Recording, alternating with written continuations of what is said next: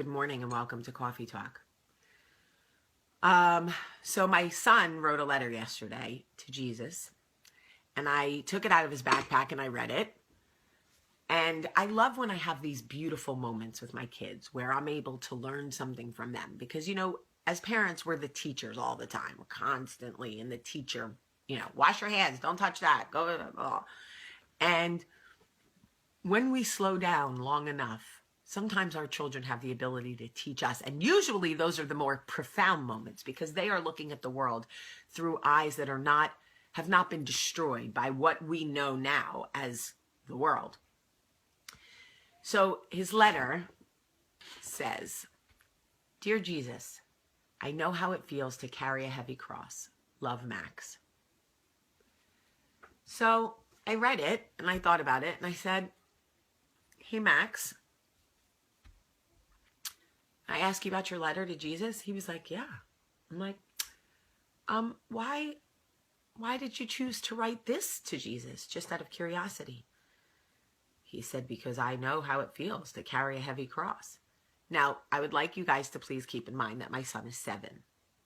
He is 7. He lives in a first world country with 2 parents who do everything for him. At least this is what I was thinking, right? He's, he never had to beg for food. He's not out on the streets. There's no abuse in his life. So I'm trying to think at 7, what do you... So I'm like, "I love that, buddy. Could you tell mommy why you think you know what it feels like to carry a heavy cross? I would love to know."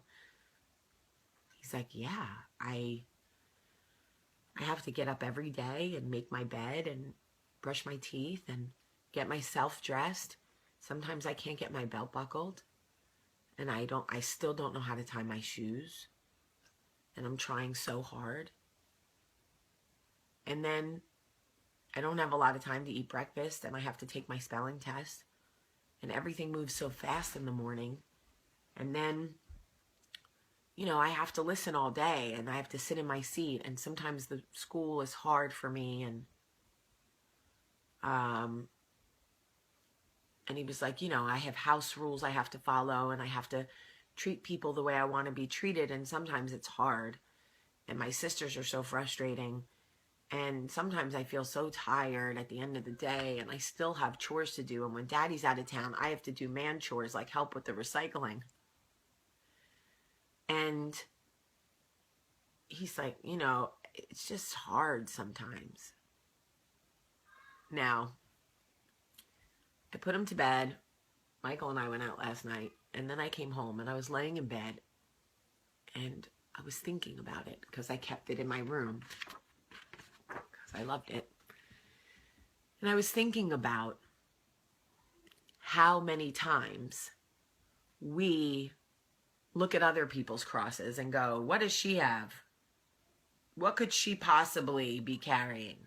Her life is perfect. She's got a husband who loves her, healthy kids, a nice house, a car that runs, a job, or friends. I don't have friends. I don't have a husband. I don't have this. I'm sick. I'm in mourning. I'm grieving. I'm this." And we belittle the cross, the weight of the cross that other people are carrying because it makes us feel better about the weight of the cross that we're carrying. And so often when we see somebody break for something, we go, "What is she losing her mind for that? Why is she taking that so personal? Why is she crying about that?"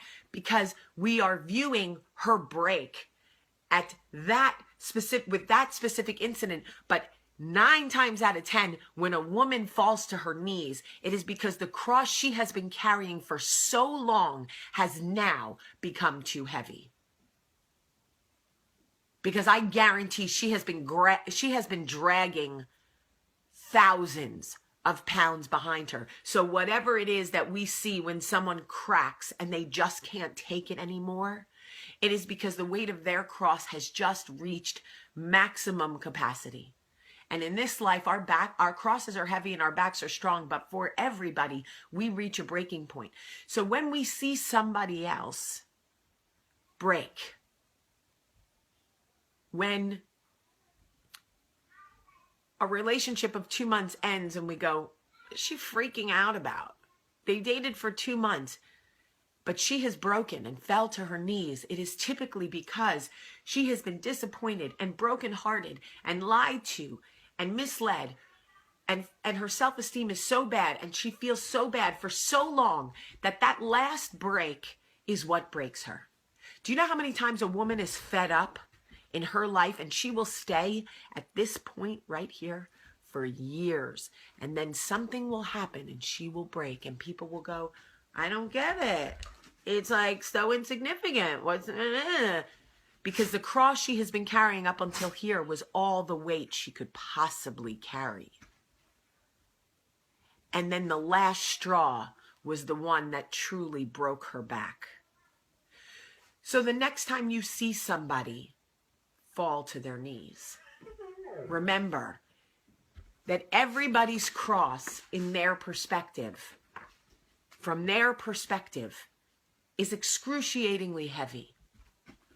So the next time you see somebody break, instead of judging their load or questioning their inability to continue going on, perhaps help them up off their knees. Because the human connection is truly why we are here. It is actually why we were created and why we are here. You don't have to believe in God to help somebody up off their knees. You just have to want to fulfill your purpose. And everybody's cross is heavy. Don't look at what is going on around. How many people commit suicide and people go, I don't understand. I didn't see it coming. He had a beautiful wife. He had beautiful children. He had a great job. She had this. She had that. Because the weight of what people are carrying cannot always be seen. I never would have believed that my son thought he was carrying a heavy cross. But in his 7-year-old eyes, it is heavy. And I will not diminish that for him. I love you so much today. Have a great day.